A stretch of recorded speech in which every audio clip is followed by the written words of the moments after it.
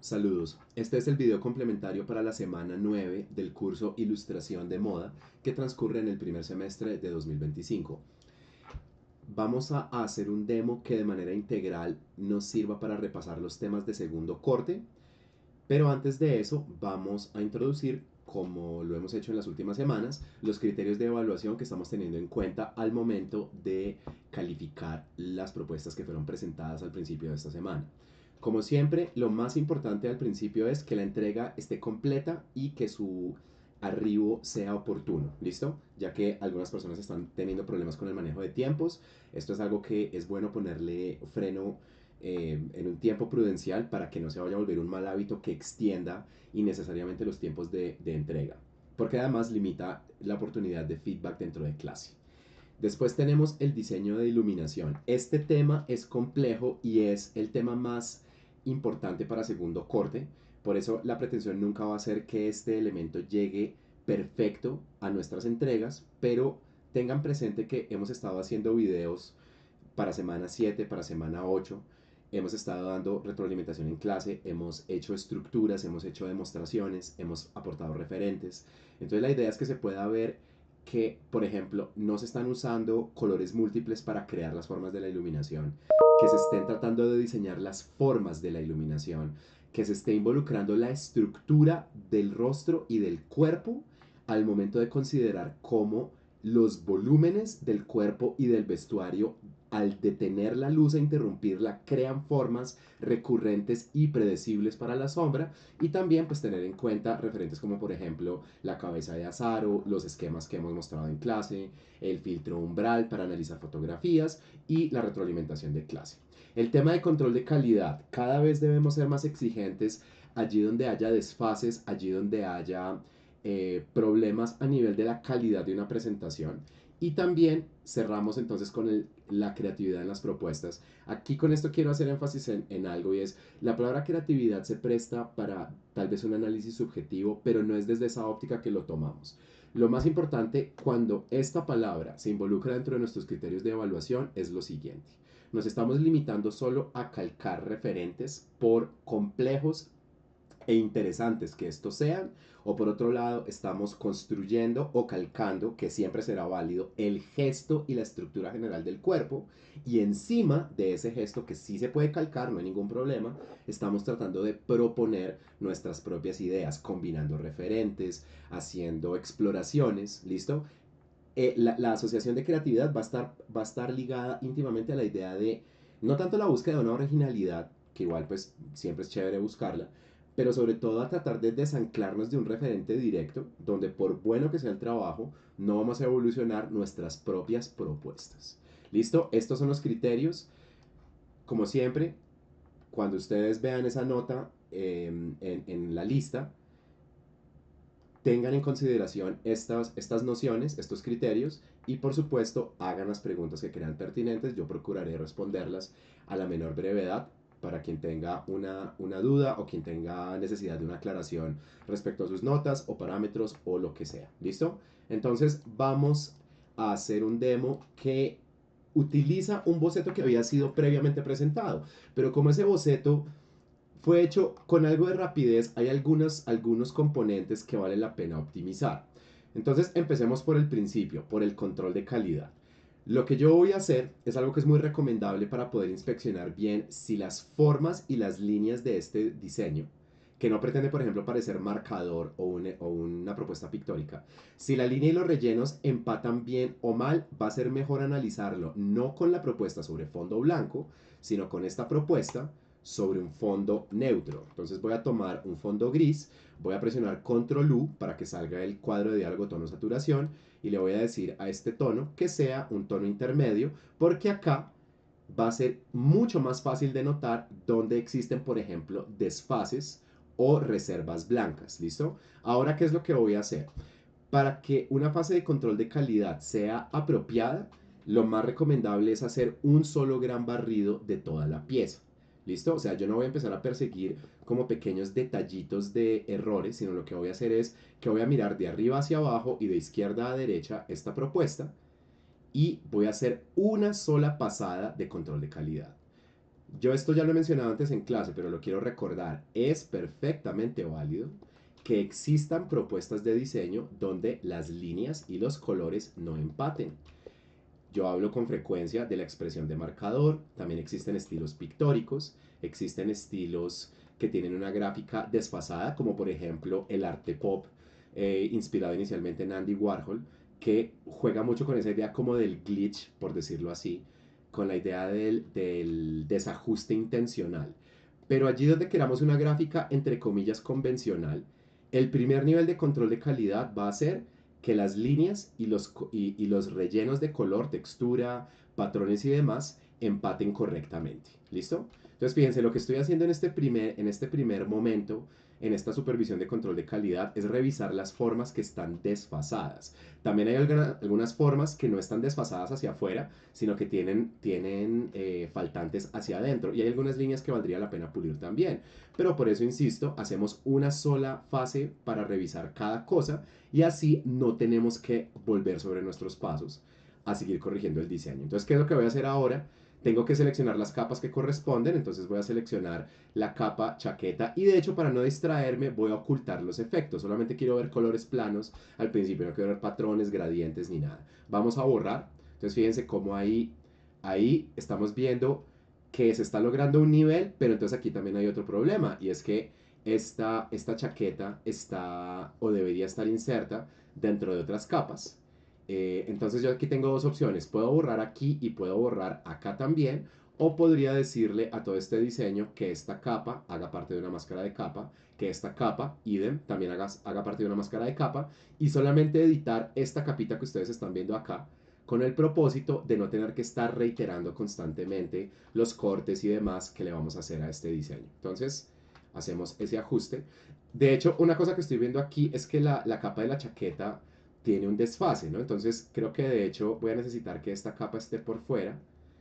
¿Listo? O sea, para los que no me entiendan qué es lo que acaba de pasar, control Z, miren cómo las capas de la chaqueta, al quedar insertas dentro de esta capita, que es que es la capa que está sirviendo como la base de la máscara de recorte, como esas formas son más angostas, entonces la chaqueta va a quedar cortada de una manera accidental. Esta máscara de recorte no me sirve. Esta máscara de recorte acá sí no va a tener mayor problema, pero esta de arriba no me sirve, entonces yo tengo que hacer dos cortes. Ya le hice el corte a esta capa y también tengo que hacer el corte a esta otra. Por corte, ¿a qué me refiero? Estoy creando áreas de selección que después yo borro. ¿Listo? Ahora lo que vamos a revisar son primero si quedó algo pendiente, por ejemplo, miren que aquí este pliegue se me escapó, pero también me doy cuenta, bueno, no, creo que de una entonces la siguiente fase, que es poner los colores que deberían estar no solamente por fuera, sino por dentro de las líneas. Y miren lo que yo estoy haciendo, estoy a un nivel de cuánto, estoy a 376% de zoom. O sea que los detalles y errores que yo detecte acá, pues van a ser supremamente evidentes y los voy a corregir de una manera muy inmediata, ¿no? Entonces eso es lo que quiero que tengamos presente. Esto al principio puede parecer muy quisquilloso, puede parecer incluso un poco molesto, pero es algo que de verdad empieza a darle una apariencia más profesional a nuestros diseños.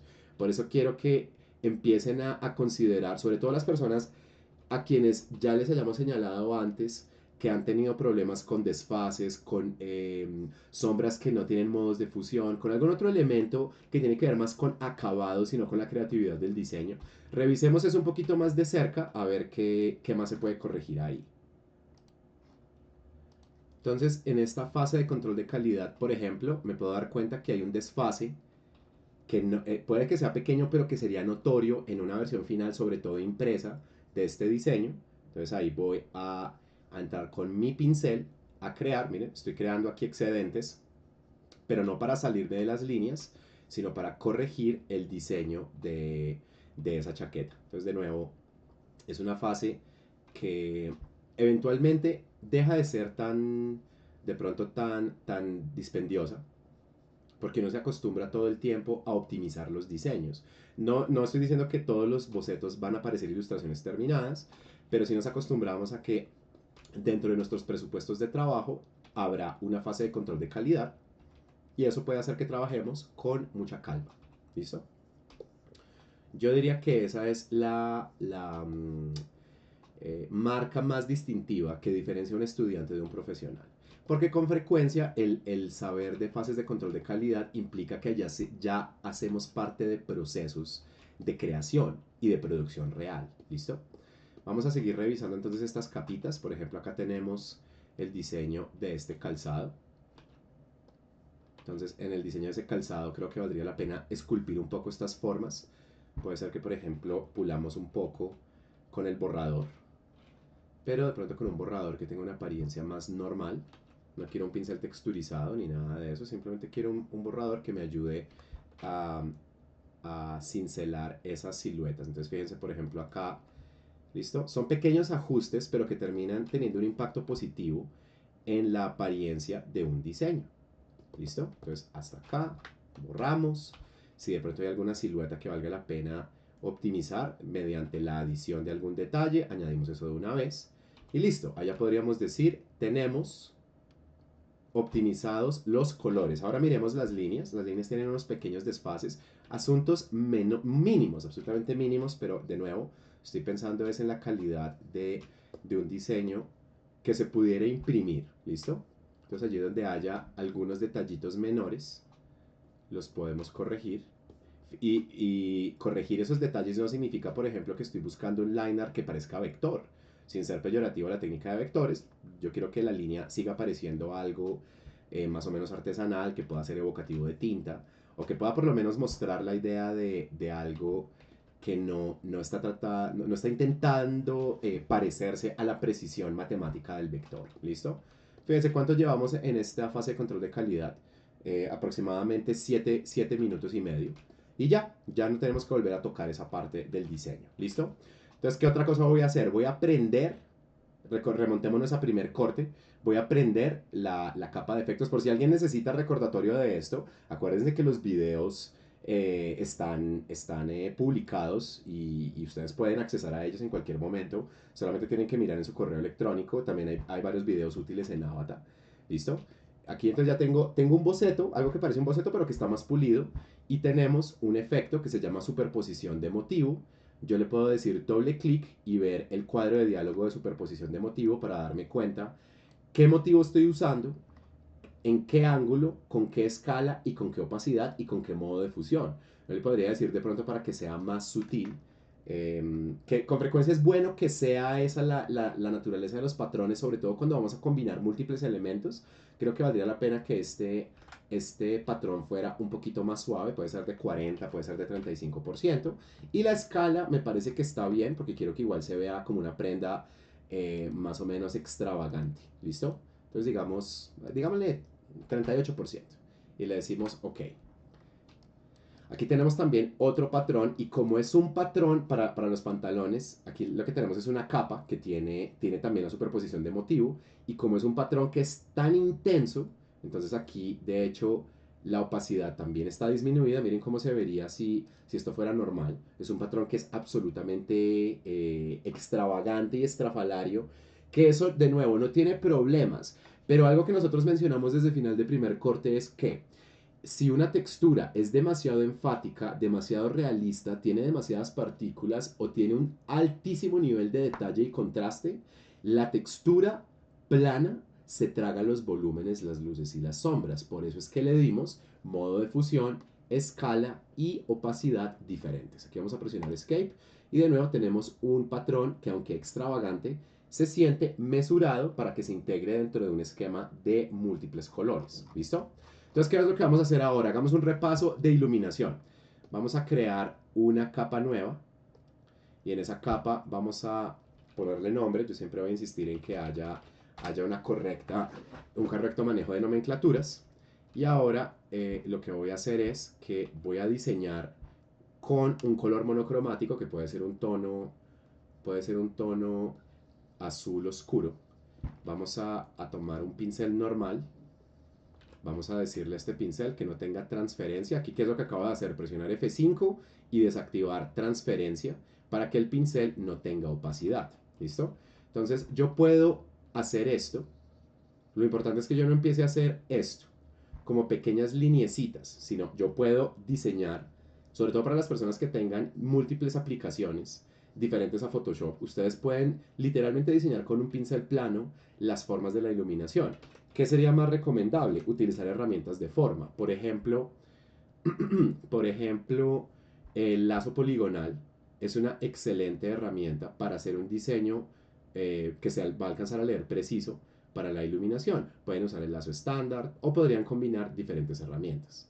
Recapitulemos, ¿qué es lo que estoy haciendo yo aquí? Quiero diseñar las formas de iluminación que son más recurrentes. Esto es lo que es nuevo en este boceto. Cuando esto fue presentado en semana 4, creo que fue, este boceto no tenía estas particularidades. Entonces miren lo que yo estoy agregando acá. Estoy agregando los planos de sombra que son más recurrentes a un rostro, que serían los planos laterales e inferior de la sombra. Rellenemos esto para que ustedes entiendan lo que estoy haciendo.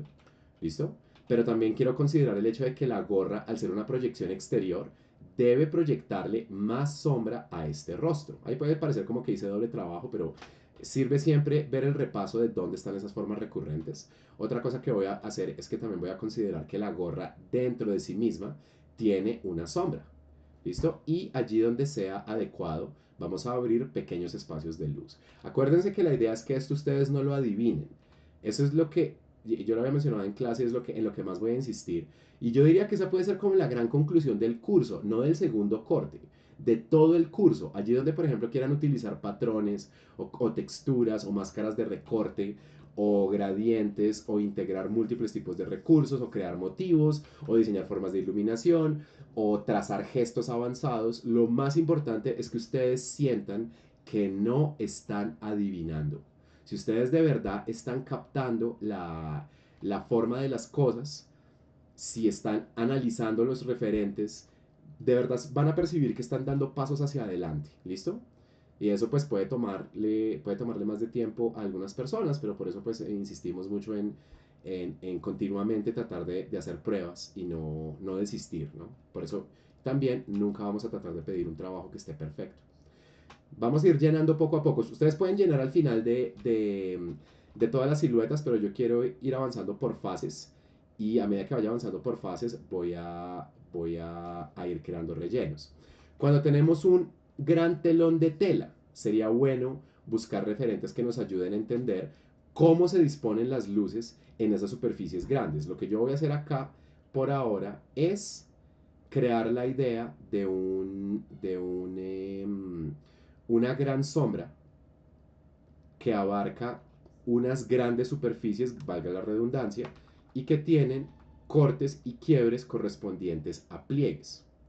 ¿Listo? Acuérdense que la parte más importante del esquema de iluminación, además de sentir que no lo están adivinando, es que consideremos los diferentes quiebres que tienen las formas de la luz y las sombras a medida que la luz recorre y es interrumpida por los volúmenes del cuerpo y el vestuario.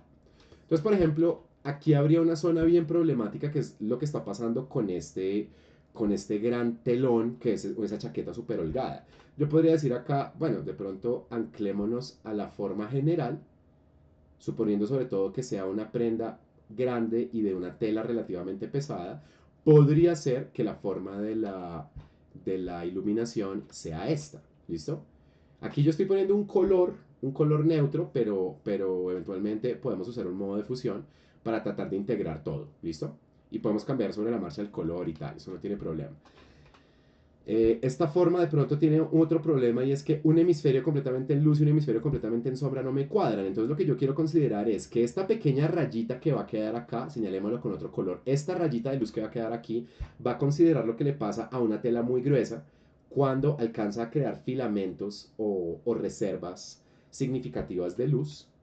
Y vamos a poner otra zona de sombra. Esta forma así como está no sería muy satisfactoria. De nuevo, tengo que considerar los cambios de dirección que me dan los pliegues, sino que si los pliegues no son discernibles, ahí pues uno puede estar en un problema y vale la pena revisar entonces directamente un referente, acuérdense de analizar umbral, etcétera, etcétera. Observar directamente un diagrama, de pronto que ustedes se miren usando tal o cual prenda, ¿listo? Entonces yo aquí voy a poner esta forma de sombra y yo digo, esa línea ahí al centro no me parece convincente. Vamos a suprimirla en mayor medida.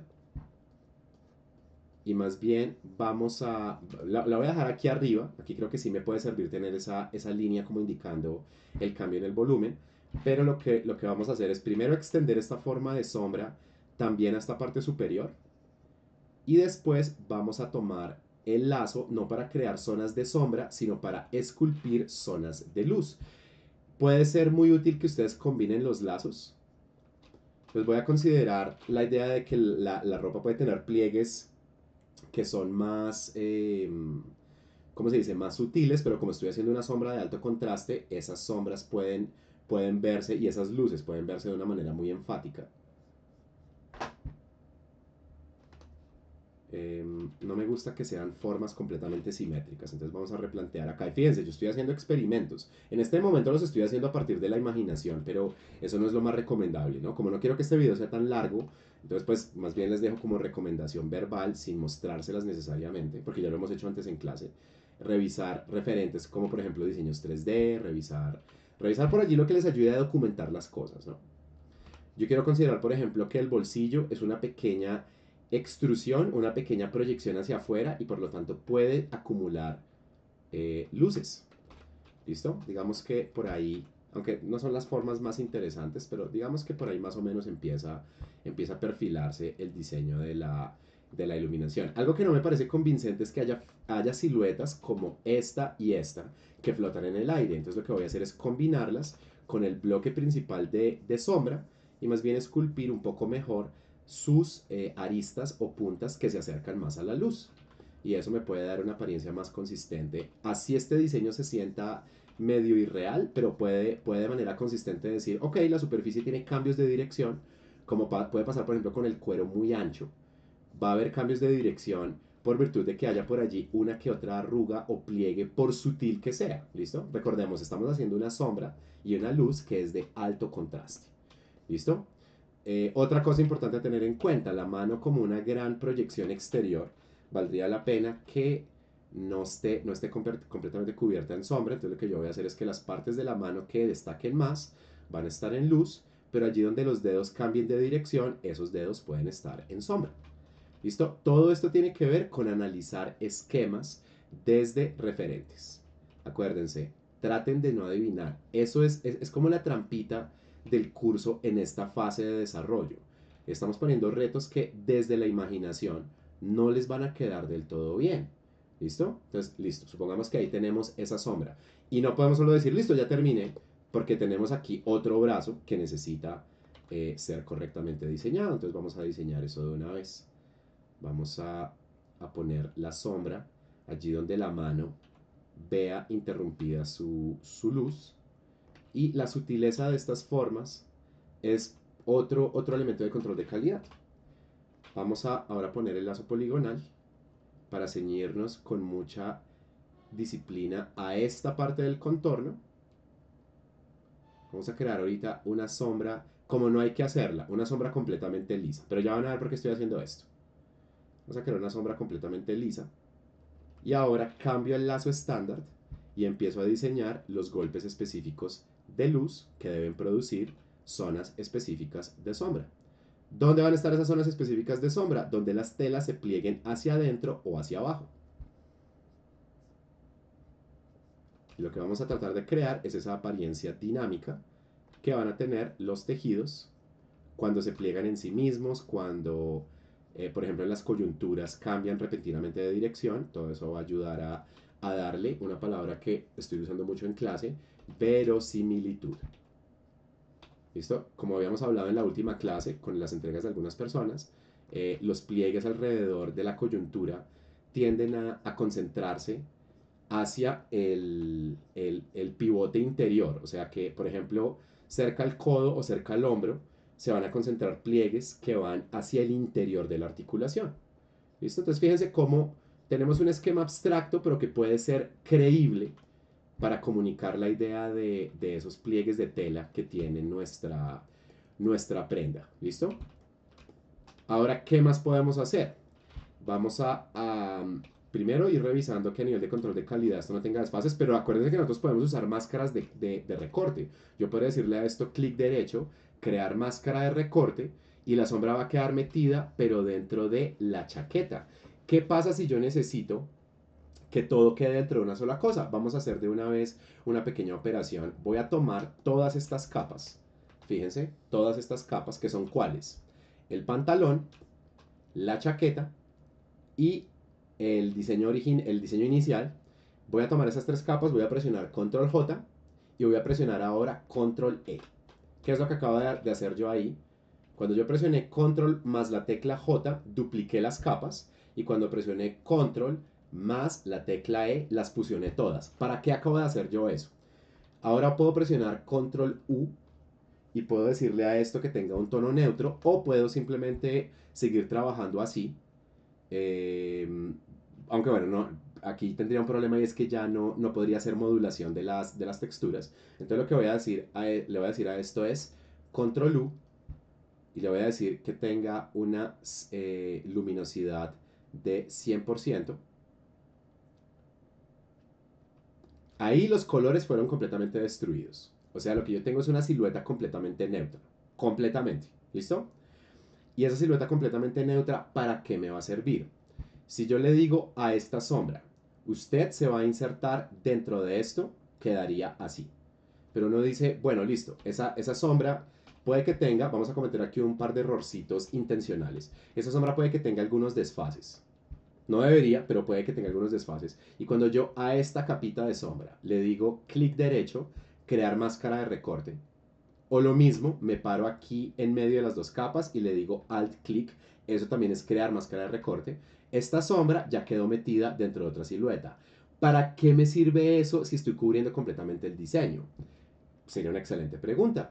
Lo que yo puedo hacer acá primero es revisar sobre esa silueta blanca si esto tiene algún tipo de desfase que valga la pena corregir y revisar. Aunque igual esos desfases que se alcancen a ver ahí, que uno dice, uy, mire, esto es una falla de control de calidad. Técnicamente sí, pero queda cubierto ¿por qué?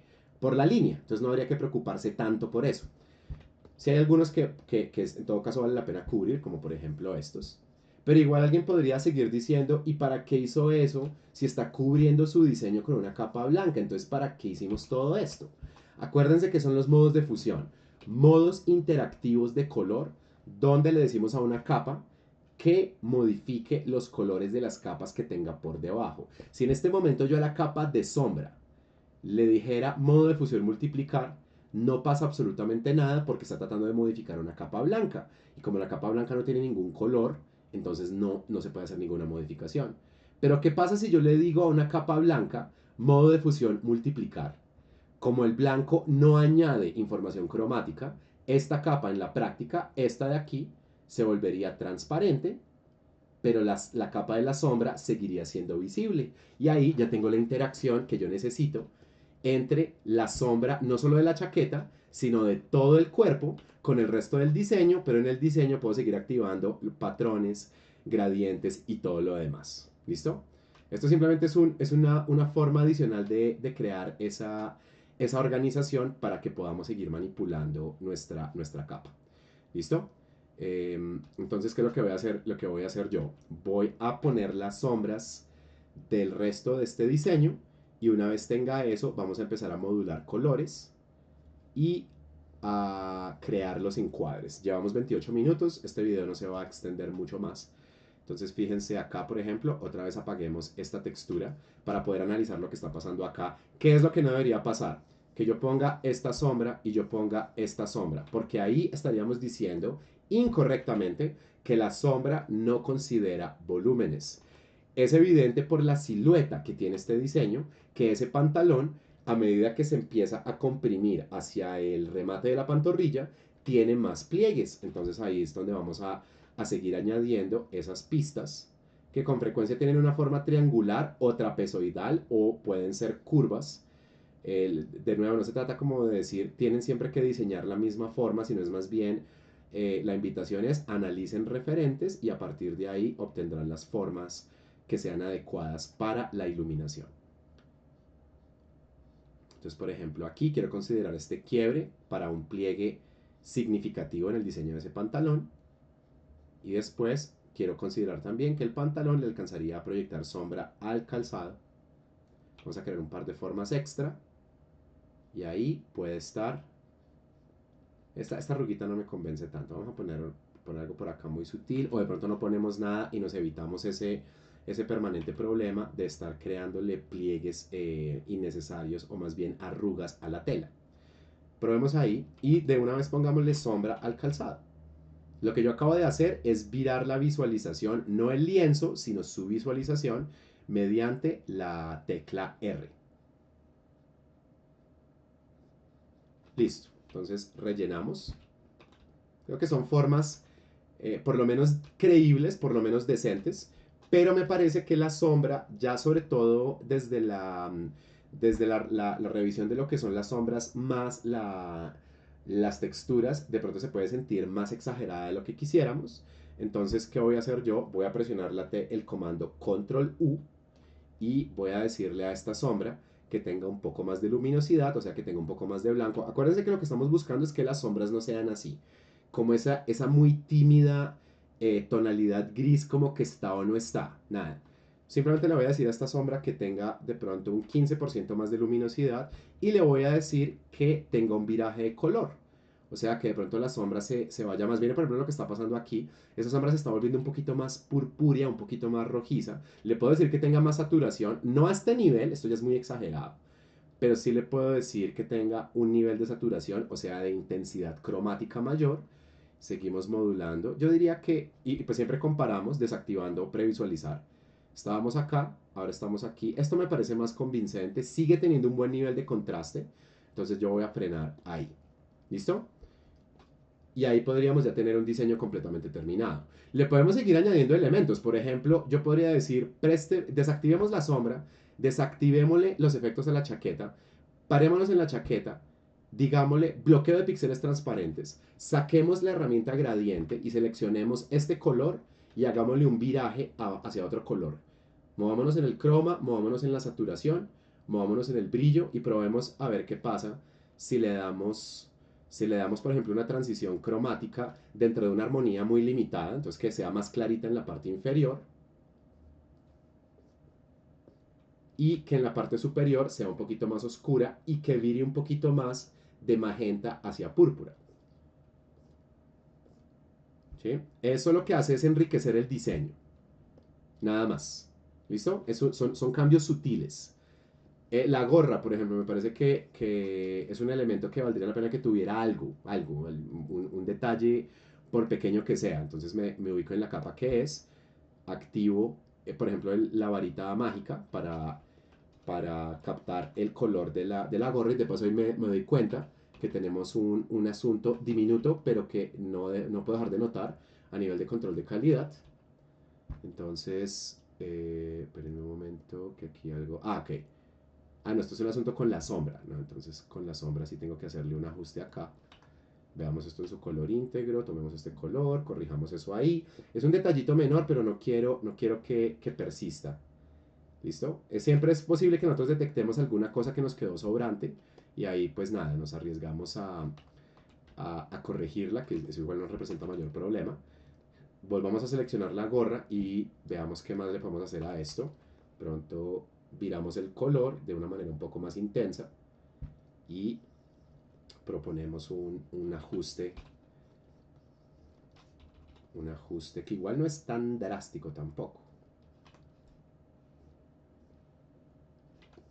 Aquí pues como siempre vamos a estar cuidándonos de los desfases, vamos a estar teniendo cuidado con esas fallas de control de calidad. ¿Listo?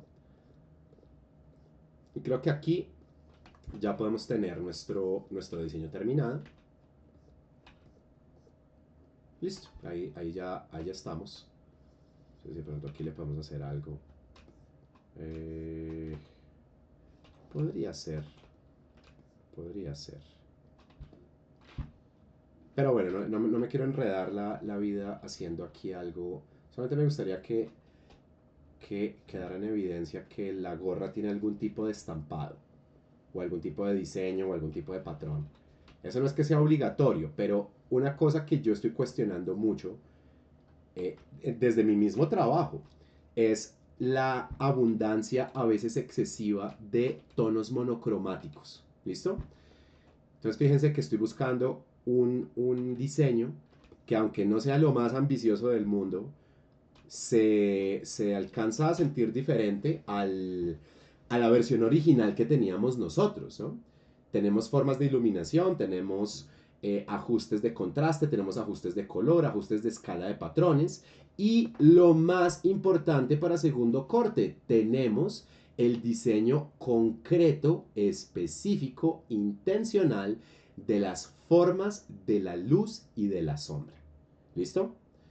Entonces, ahora, ¿qué es lo que vamos a hacer? Proponer encuadres. Para esto, ustedes pueden usar las capas manipulables o pueden crear una copia. De hecho, esto lo voy a meter todo dentro de una misma capa que se va a llamar demo diseño más luces. Este archivo se los voy a poner actualizado en la carpeta de semana 9. ¿Listo?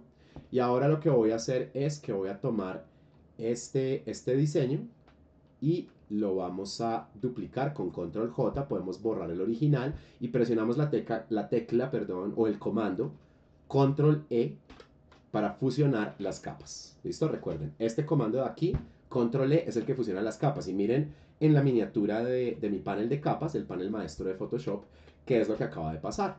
Nuestras capas editables, que siempre deberían existir pues dentro de nuestros archivos manipulables, ahora son un solo elemento. ¿Listo? Acuérdense otra cosa, para evitar, aquí vamos a repasar otro tema de primer corte. Vamos a crearle otro duplicado a esta capa individual. A esto vamos a llamarlo diseño 1 y a esto vamos a llamarlo diseño 1B. La capa diseño 1B va a quedar tal cual y la capa diseño 1 se va a convertir en un objeto inteligente. ¿Cómo hacemos eso? Clic derecho, convertir en objeto inteligente. ¿Por qué hacemos esto? Porque ahora dentro de mis reencuadres yo quiero empezar a jugar con el tamaño de las cosas. Entonces, ¿qué es lo que va a pasar? Si yo tomo estas dos capas, una es un objeto inteligente, la otra es una capa normal. Les cambio la escala, presiono Enter y se me antoja volver a cambiarles la escala. Una capa normal de píxeles, cuando cambia de escala hacia abajo, se está remuestreando, lo que significa que sus píxeles totales cambian. Entonces miren lo que pasó cuando le disminuí el tamaño y lo volví a aumentar.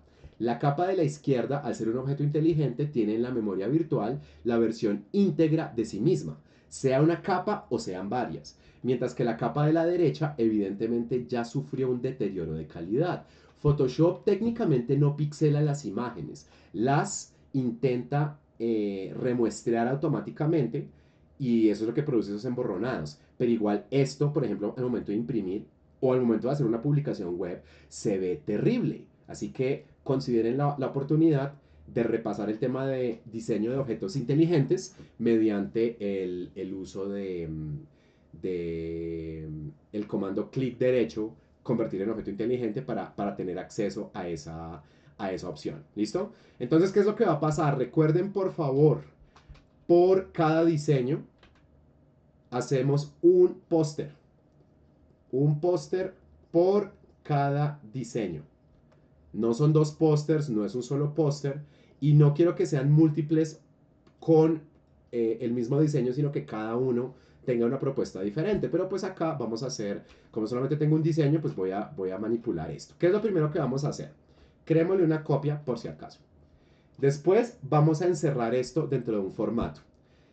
Alguien me preguntaba qué formato tienen los pósters. En últimas, ustedes pueden hacer todo esto dentro de la página que estén trabajando. En este momento, si yo miro mi tamaño de página, yo tengo un archivo de 3000 por 2100 píxeles. Acuérdense que la norma de la clase es el lado más pequeño de sus archivos debe tener 2000 píxeles de largo o de ancho. 2000 píxeles de extensión es el mínimo para el lado más corto de un archivo de ustedes. Entonces, como estas son unas pruebas preliminares, ustedes no tienen que, por ejemplo, sacarse un archivo tamaño carta para hacer un póster. Lo pueden interpretar como si fueran, por ejemplo, viñetas. También es otra forma de pensar esto. ¿Listo? Entonces, quiero que el primer ejercicio de estos tenga este formato. Y lo que voy a hacer es que voy a agregar un color plano. ¿Listo? Ahí tengo un color plano. Ese color puede o no cambiar. Ese color plano después va a cambiar. Simplemente quiero tener la referencia para el formato. Esta capita de acá, que es la copia original de mi diseño plano, lo voy a ocultar, la voy a ocultar. Y ahora tomo esta capa de acá y le voy a hacer un cambio de tamaño para buscar un encuadre que me resulte adecuado. Por ejemplo, aquí. Fíjense que cuando nosotros hacemos un cambio de encuadre, también sería válido decir que hacemos un cambio de inclinación. Ustedes pueden proponer eso también. Entonces supongamos que yo voy a dejar este encuadre. ¿Y qué podría hacer yo ahora? Presiono clic derecho y le digo crear máscara de recorte. Y ya estamos creando un encuadre dentro del diseño. ¿Listo? Esa es la primera decisión que ustedes pueden tomar. Si ustedes dijeran, profe, pero es que mi programa no tiene máscaras de recorte, ¿qué puedo hacer yo ahí? Ustedes podrían crear una copia de su diseño en una capa separada y literalmente cortar esa capa. Eso también es válido. O sea, por ejemplo, si yo dijera, présteme de aquí este encuadre, fíjense lo que puede pasar con un objeto inteligente. Dijimos que el objeto inteligente preserva en la memoria virtual la versión íntegra de esto. Entonces, si yo dijera, oiga, yo quiero borrar ahí, ¿qué hago? No puede pasar nada porque el objeto inteligente se puede eliminar, pero yo no le puedo pintar encima ni lo puedo borrar ni nada. Entonces, ¿qué podría hacer yo acá? Tomo esta máscara de esta área de selección, discúlpenme, que tenga el encuadre que a mí me llame la atención y después presiono Control J. Recordemos que el comando Control J es duplicar capa, pero cuando tenemos una capa de selección activa o una máscara perdón, un área de selección activa, Control J significa duplique la selección en una capa nueva. Miren lo que tengo aquí. Y ya con eso yo podría diseñar un encuadre. ¿Listo? Retomemos. Tengo entonces una máscara de recorte donde está el segmento o la versión segmentada de mi diseño. ¿Hasta ahí ya termino? No, yo todavía puedo seguir manipulando esto. Si yo, por ejemplo, tomara mi capa y le dijera modo de fusión multiplicar, si le dijera tenga una máscara de capa y vamos a ponerle en esa máscara de capa un gradiente que de manera gradual oculte en lugar de borrar parte del diseño. Acuérdense que la máscara de capa se crea acá, ¿listo? Cerca de los efectos, en la parte inferior del panel de capas, ¿listo? Y que al momento en que yo a la máscara de capa le ponga píxeles negros, esos píxeles están siendo ocultados, no borrados. Con Shift Click yo puedo ocultar provisionalmente la máscara de recorte, ¿listo? Otra cosa que voy a hacer acá, voy a decirle a esta capa, a la versión plana de mi diseño, que tenga otro duplicado. Le voy a decir Control J. Y a esta capa le voy a eliminar esta máscara de capa provisionalmente. Le voy a decir clic derecho. O no, ni siquiera iba a eliminar el objeto inteligente, pero no. Simplemente le voy a decir control U y le voy a virar los colores de una manera que puede incluso ser muy dramática. Le voy a decir que tenga un modo de fusión.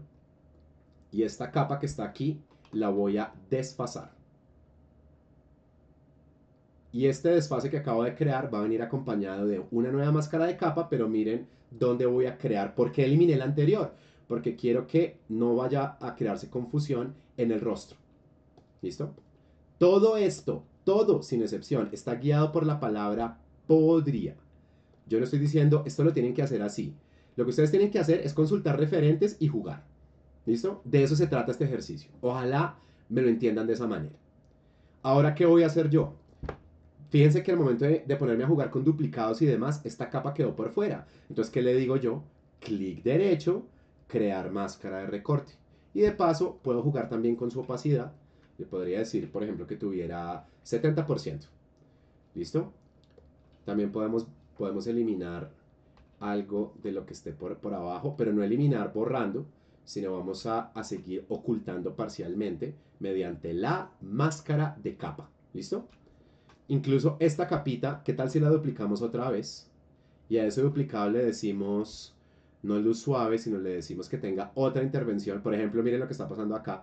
Esto ya le puede dar a este póster, a este intento de boceto de póster, le puede dar esa apariencia como de un desfase intencional digital, como el glitch de video, por ejemplo. ¿Listo? Y ahora ya que tengo esto, de lo que me doy cuenta es que el fondo, si bien es abstracto, no tiene un color que me parezca tan bonito. Digámosle control U, aumentémosle la saturación, de pronto viremos un poco el croma. ¿Listo? De pronto también a esta máscara de capa le podemos poner una capa nueva. Y en esa capa lo que yo voy a hacer es crear muy rápidamente con un lazo poligonal nada complicado otro nivel de intervención cromática, por ejemplo, para el rostro, como para perfilarlo un poco más. Entonces me voy a inventar un par de siluetas.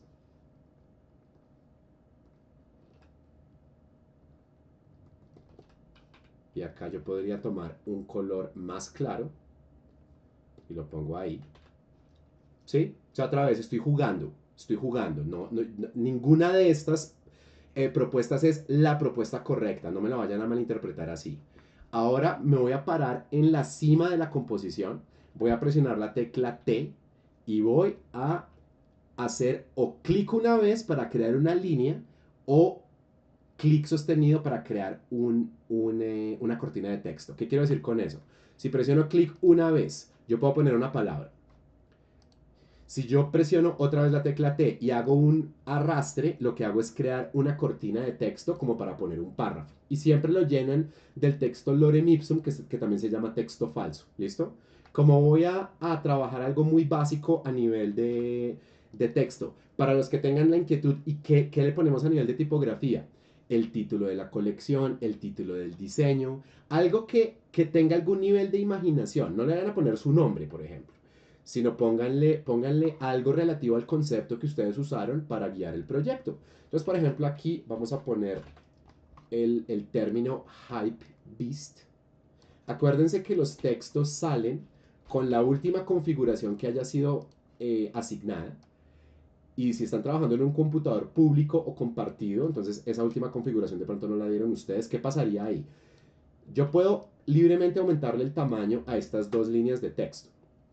Pero si el color no me gusta, ¿qué hago yo? Presiono la tecla T. No le doy clic en ninguna parte. Miren lo que ocurre con la barra de control. Recapitulemos la primera clase. En Photoshop, cuando activamos una herramienta, la barra de control cambia. Entonces, si yo presiono la tecla B, aquí está la barra de control para pincel. Si presiono P, aquí está la barra de control para pluma. Si presiono L, aquí está la barra de control para lazo poligonal.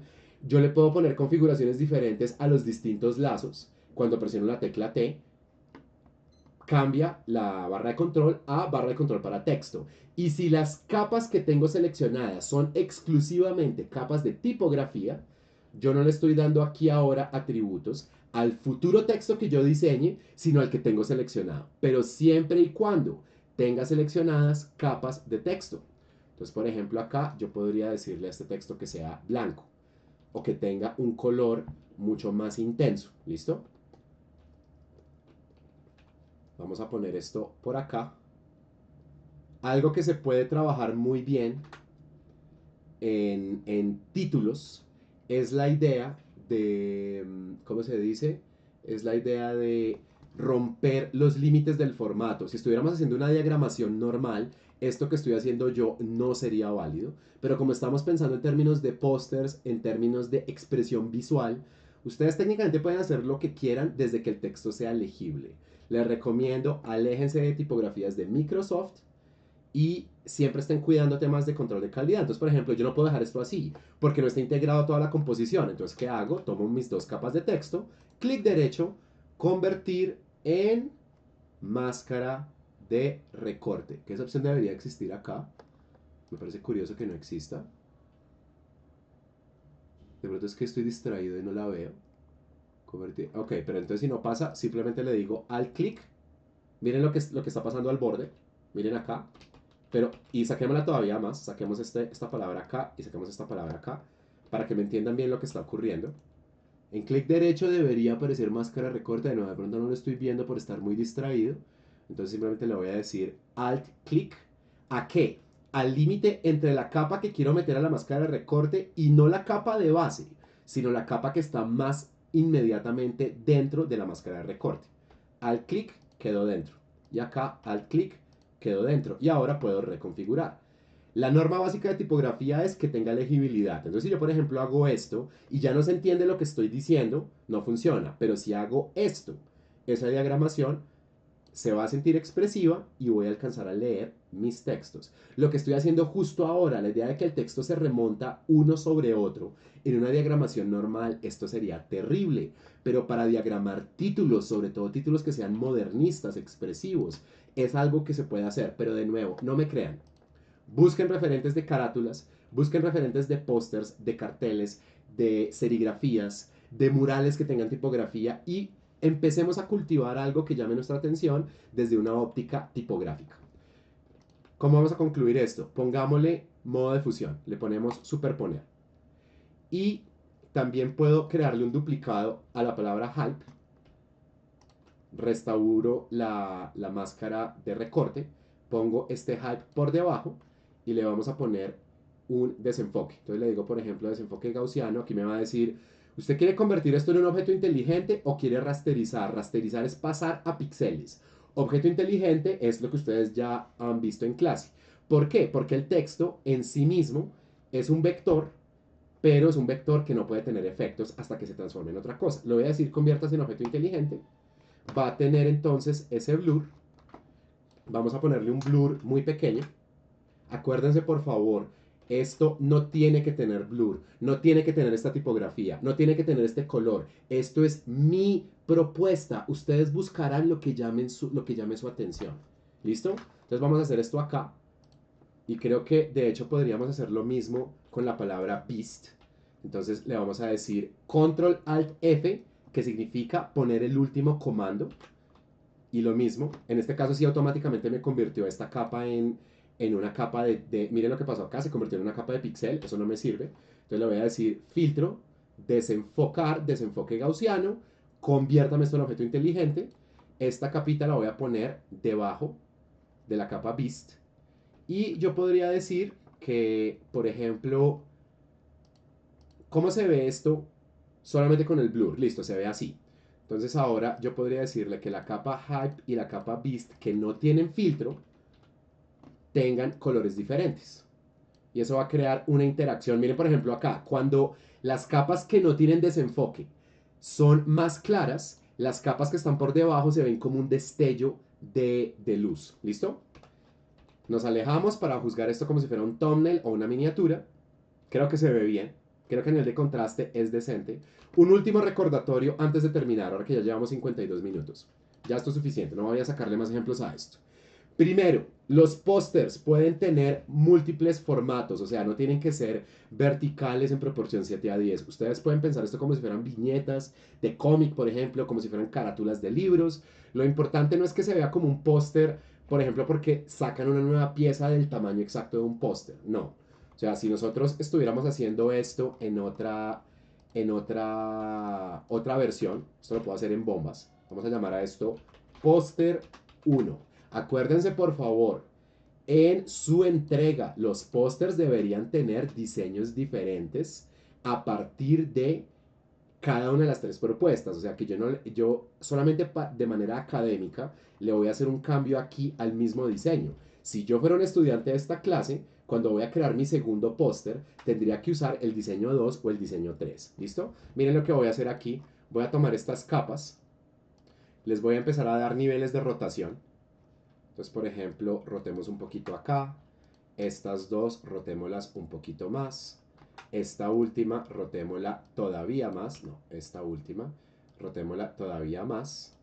Ahora cambiémosle la ubicación. Por ejemplo, que esta se quede más o menos ahí, pero que esta quede más o menos por acá. De hecho, no, se me acaba de ocurrir algo. Que haya un mayor nivel de rotación acá y aumentemos el tamaño. Como estamos manejando objetos inteligentes, no es que no va a llegar a haber algún nivel de distorsión, pero va a ser insignificante.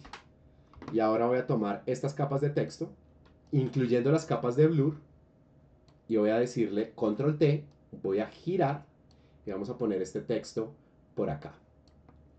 Y le vamos a ajustar el tamaño. Y para que haya una mejor interacción entre diseño y tipografía, voy a tomar todas estas capitas, las voy a rotar un poco más y les voy a seguir cambiando la escala. Digamos ahí. Y para que se sienta como un diseño más marcadamente diferente, hagámosle un viraje de color al fondo. Entonces control U y vamos a virar esta capa. De pronto es un tono que se vaya acercando más a magenta. Lo podemos desaturar un poquito. Una cosa que yo les había dicho y que quiero aclarar con este nuevo diseño. Le voy a decir, por ejemplo, bloqueo de píxeles transparentes. Voy a sacar mi lazo poligonal y voy a crear un par de áreas donde los colores van a seguir cambiando. Por ejemplo, ahí, por ejemplo, uy, perdón, déjame que aquí seleccioné el lazo magnético, eso no era lo que yo quería hacer. Tomemos el lazo poligonal, vamos a crear acá múltiples ajustes de color. Cambiamos saturación, cambiamos luminosidad, cambiamos de vez en cuando tono.